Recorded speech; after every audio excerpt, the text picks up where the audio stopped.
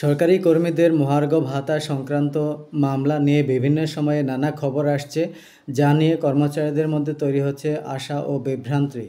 সম্প্রতি বিশেষত রোপা 2009 সম্পর্কিত বকেয়া ডিএ নিয়ে একটি মামলার পরিপ্রেক্ষিতে যে আলোচনা চলছে, তাতে মনে হতে পারে সকল সরকারি কর্মীই বুঝি উপকৃত হবেন, কিন্তু বাস্তবতা কিছুটা ভিন্ন।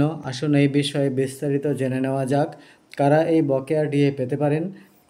মূলত যে মামলার কথা বলা হচ্ছে সেটি রোপা 2009 বেতন কমিশনের সময়কালের বকেয়া মহার্ঘ ভাতার সঙ্গে সম্পর্কিত।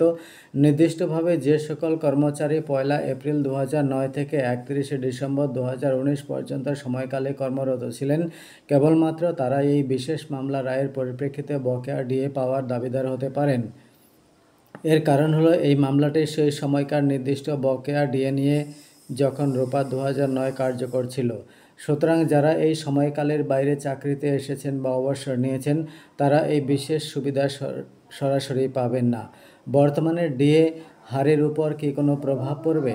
এই প্রসঙ্গে একটি অত্যন্ত গুরুত্বপূর্ণ বিষয় হলো, রোপা 2009-এর বকেয়া সংক্রান্ত এই মামলার রায়ের ফলে রাজ্য সরকারি কর্মচারীদের বর্তমান মহার্ঘ ভাতার হারে সরাসরি কোনো পরিবর্তন আসবে না।